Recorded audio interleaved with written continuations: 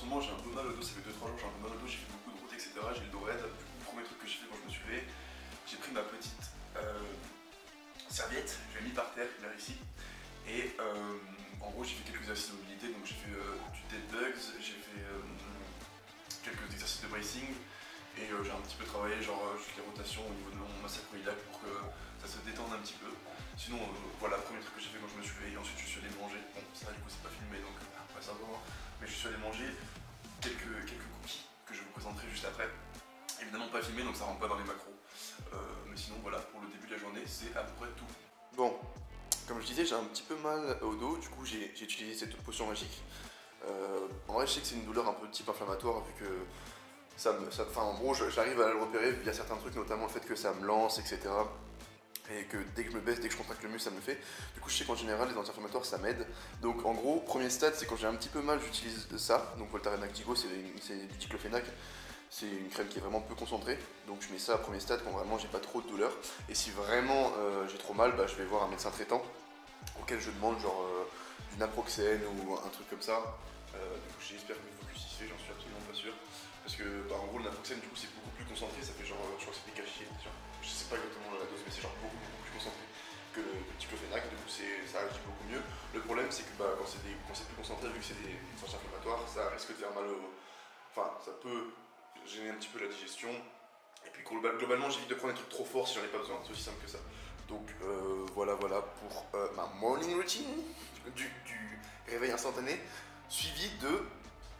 Voilà, désolé, plaisir coupable. J'ai mangé, évidemment je n'ai pas mangé la moitié de cette chose, sinon voilà, ce serait problématique. J'ai mangé, on va dire, ça, voilà, ça, de ce cookie, pour me mettre en jambes, pour me sentir bien, avoir un petit peu de calories, et c'est parti. Du coup, repas du midi, tout doucement.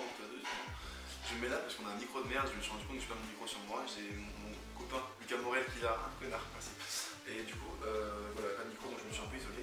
Repas du midi, alors, pâtes, il y a genre 150 grammes de pâtes crues, des paupiètes de porc cuisinées au four avec un petit peu de moutarde de miel, ma banger, un petit peu de gruyère, magie, voilà, simple, efficace. Et évidemment, je vois que je suis pas le seul intéressé, donc apparemment c'est que ça n'a pas l'air de sentir mauvais, même si évidemment c'est pas quelqu'un de très regardant. Je sais que c'est... Bon, comme prévu, petite paupiette de porc, banger, pâte banger.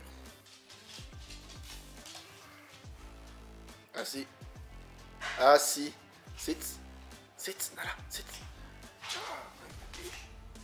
Oh. Et voilà. Donc voilà, comme tous les lundis, là il est genre, il doit être 13h, un truc comme ça. Je me suis levé tranquille, je vous ai fait le récap de ce que j'ai fait ce matin. Là je viens de manger, du coup je me suis posé pendant une demi-heure, 3/4 d'heure pour taffer un petit peu. Ouais là il est 13h passé, donc tranquillement je vais me préparer pour aller à la salle, je vais prendre une petite douche, faire mon petit café, etc. Puis je vais me mettre dans l'optique de... Enfin voilà, le lundi c'est ma plus grosse séance, donc en général le lundi c'est toujours de focus, vraiment, et passer genre prendre 1 heure avant l'entraînement pour vraiment essayer de rien faire, juste me préparer pour l'entraînement. Donc voilà, je rentre dans cette phase là on va dire de l'entraînement. Donc je pense que le prochain truc que je vais faire c'est quand je pars à la salle, puis après on se voit directement pour la séance.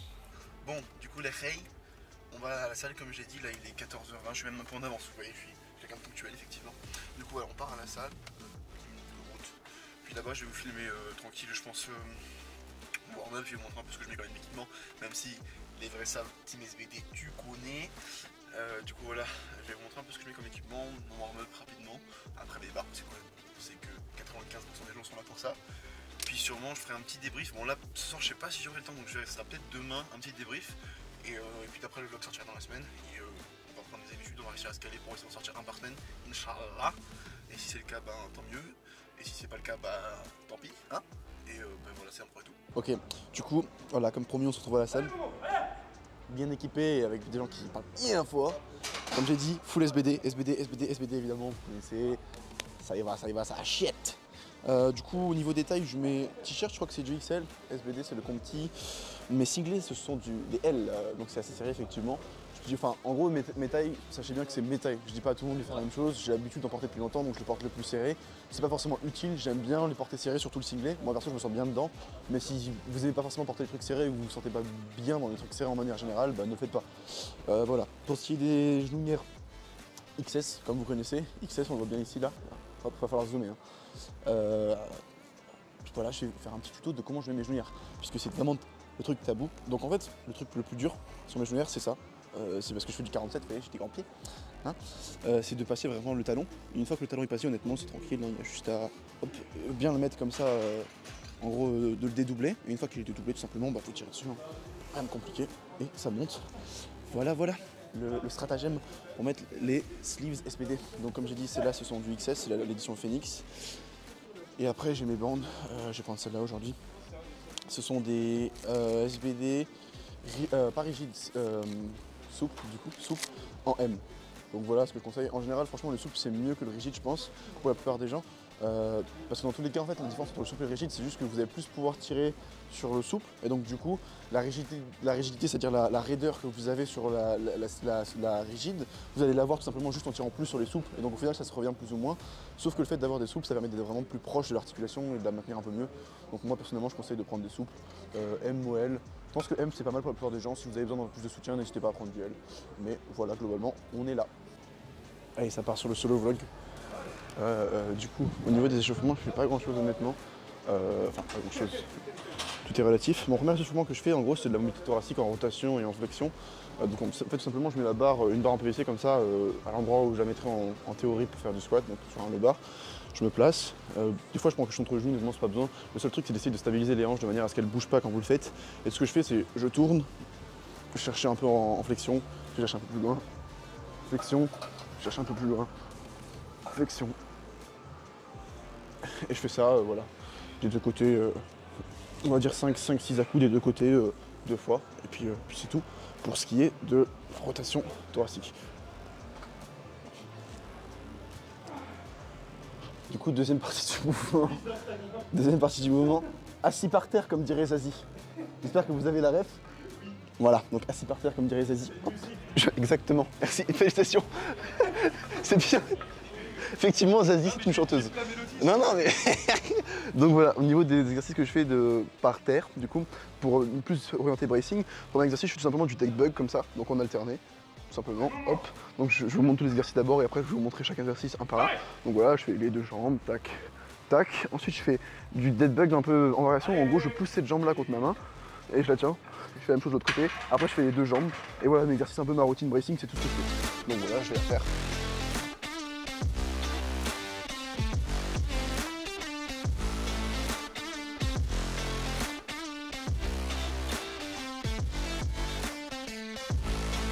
Du coup, ça, c'était la partie bracing. Évidemment, vous pouvez voir que je suis un peu essoufflé.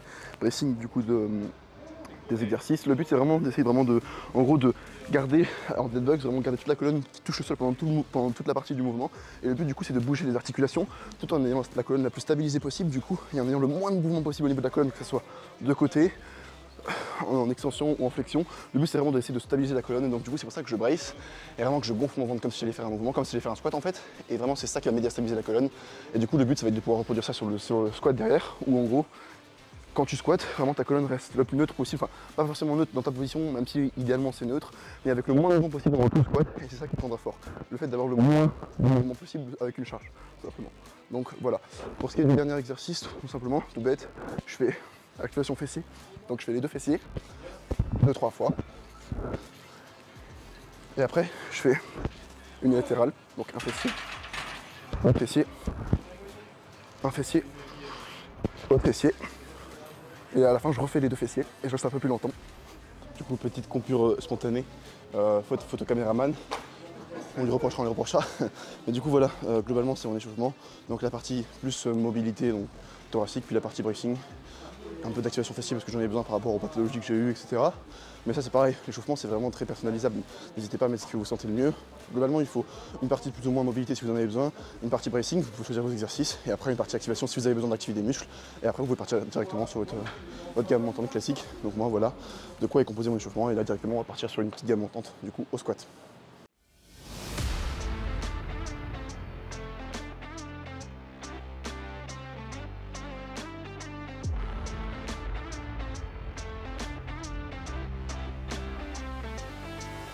Évidemment, pour les non-membres de la team Yankee, je vais faire une affiche publicitaire. La belt est évidemment une SBD. Celle-là est quasiment nouvelle, c'est une M. Perso, je fais 1m87, fais entre 105 et 110 kg. En vrai, la M, genre, je suis à la moitié. Je suis genre à ce cran-là dedans, ou ce cran-là, ça dépend en fonction de ce que je fais. Et sur une L, je suis genre vraiment très serré. Mais voilà, en gros, juste pour vous dire, par rapport aux tailles, c'est des gens qui ont besoin d'aide. Je dois avoir genre 85 cm de taille, un truc comme ça, 85-90. Et je mets entre L et M, donc voilà. La Belt SBD de loin la meilleure du marché, genre, il n'y a pas photo. Pour les gens qui disent c'est un gros investissement, oui c'est un gros investissement, mais ça dure si longtemps. Genre j'en ai une qui n'est pas là, j'ai dû la changer parce que du coup c'est plus la bonne taille, mais j'ai une L depuis le début que je fais du powerlifting, pardon. Ça fait genre 4 ans et je l'ai pas changée. Elle est pas neuve évidemment, elle est usée, mais elle marche très bien, il n'y a aucun problème, mais j'aurais pu l'utiliser encore 4 ans je pense, parce qu'elle était vraiment genre en très bon état. Donc honnêtement, investissez dedans, c'est vraiment un bon truc, et genre ça serait rentable. Genre ça dure vraiment une carrière. Si vous y faites attention, ça dure une carrière. Et dans tous les cas, si genre ça casse, vous pouvez envoyer toujours un message à SBD, le SAV répond vraiment bien, ils vous le changeront, etc. Donc honnêtement, investissez, c'est vraiment un banger.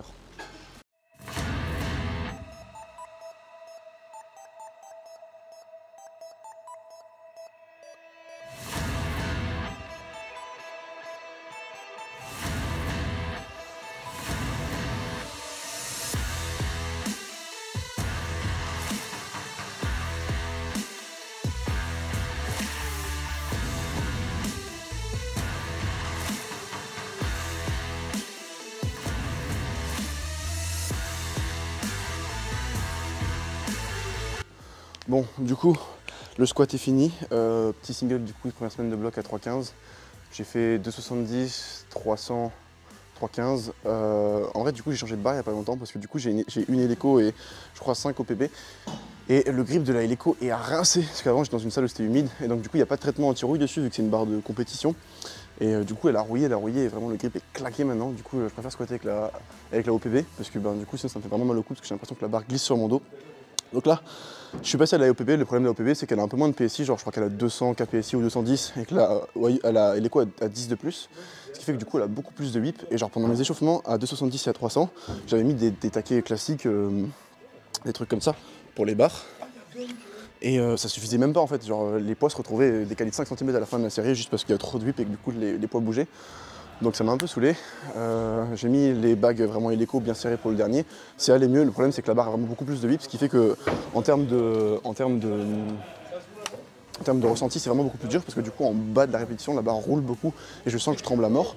Donc ça fait 3 semaines que je squatte dessus. Je vais petit à petit m'y habituer, ça ira de mieux en mieux. Mais ouais, du coup là c'est un peu phase de transition où je m'habitue à la barre.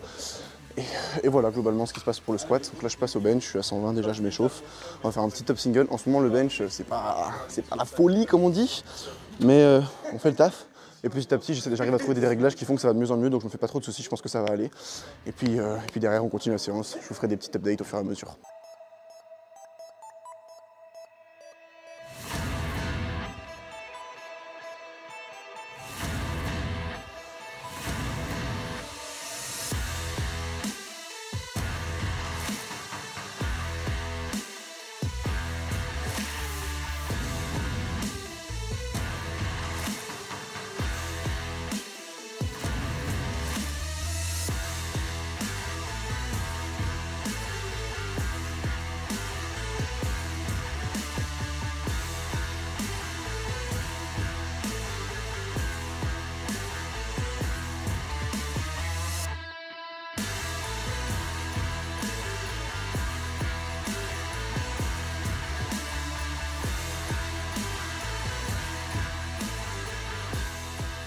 Bon, du coup, voilà, fin de séance.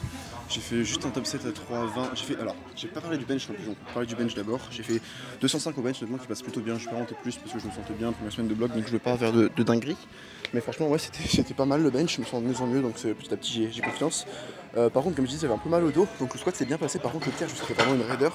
Donc, j'ai pas joué avec le feu. J'ai laissé France assez rapidement, je veux pas prendre de risque. Parce que je sais qu'en général, c'est le genre de douleur. Je suis parti pour 3 semaines de convalescence et j'ai pas envie de perdre 3 semaines d'entraînement. Donc, du coup, je suis resté à 3,20 en terre, honnêtement, qui passe assez dur parce que vraiment, je sens qu'en bas, ça me tire. Donc, je peux pas vraiment me placer comme je veux, etc. Donc, voilà, je m'arrête à 3,20. J'ai aussi pas fait de hook grip parce que simplement, ça me rajoute un peu d'amplitude. Et je sens que là, actuellement, ma sacro est pas ouf. Donc, je vais pas prendre de risque, comme j'ai dit. Je m'arrête à 3,20, pas de problème, j'ai encore 2 séances terre dans la semaine, donc je me fais pas de soucis par rapport à ça.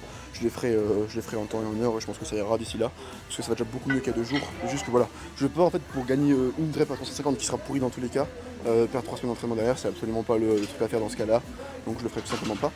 Et je m'arrête là après ce 3-20 au terre. Normalement j'ai un petit peu de back-off au terre, j'ai genre 1 ou 2 séries de back-off au terre que je ferai pas du coup parce que pareil je veux pas jouer avec le feu. J'ai fait mon back-off au bench mais là j'ai juste fait mon 3-20 au terre qui passe honnêtement pas ouf, mais bon, c'est le jeu. Et j'aurai 2 sauts de terre dans la semaine simplement pour me rattraper par rapport à ça. Donc voilà, fin de séance. Là ce soir je pars en Allemagne, donc je vais peut-être vlogger un petit peu la route, etc. On verra, justement, ça va dépendre de comment ça se passe, etc. si j'ai le temps. Donc fin de séance, je rentrerai sûrement à la maison, je ferai un petit récap de tout ça. Et puis ça sera la fin du premier vlog.